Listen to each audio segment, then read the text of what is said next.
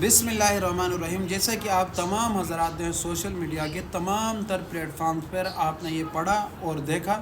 کہ عراق اور شام کے اندر جو اہل سنت والجماعت کے لوگوں نے اپنا جو پہلے ان کے اوپر قبضہ کیا گیا تھا، پھر انہوں نے اپنا جو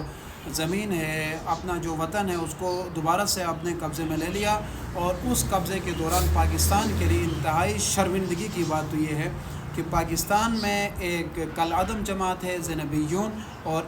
اس کے بہت سارے لوگ وہاں پر بھی گرفتار ہوئے، اور بہت سارے لوگ پاکستانی پاسپورٹ لے کر یہاں سے ایران جاتے ہیں، ایران سے عراق جاتے ہیں، وہاں سے پھر شام جاتے ہیں،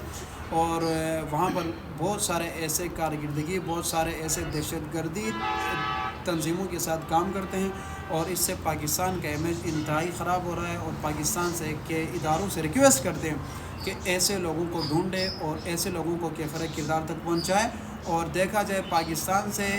جو بھی لوگ، جس قسم کے بھی لوگ یہاں سے جاتے ایران زائرین کے نام پر، تو ان کی شناخت کی جائے اور دیکھا جائے یہ لوگ وہاں کتنا عرصہ رہتے ہیں، وہاں جا کر کیا کرتے ہیں، باقاعدہ ان کے تمام تر انکوائری ہونی چاہیے، تاکہ یہ لوگ کل کو جا کر پاکستان کے لیے شرمندگی کا باعث نہ بنے۔ اور ہمارے اداروں کو چاہیے، زینبیون جو پاکستان کے اندر جو ایک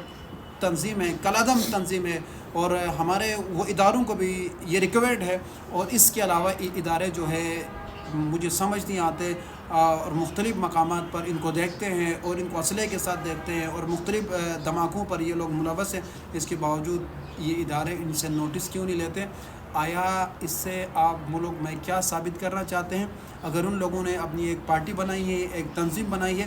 اگر آپ ان کو نہیں پکڑیں گے، اگر آپ ان کو بین نہیں کریں گے، اگر آپ ان لوگوں کو گرفتار نہیں کریں گے، تو اہل سنت والجماعت کے لوگ بھی ایسے پارٹیاں بنائیں گے، اور پھر جب وہ بھی اس حد تک آئیں گے تو اس وقت میرے خیال میں یہ ملک کے لیے بہت نقصان دہ ہوگا۔ ہم یہ اداروں سے ریکویسٹ کرتے ہیں ایسے لوگوں کو ڈھونڈیں اور ایسے لوگوں کو پکڑ کر کیفر کردار تک پہنچائیں۔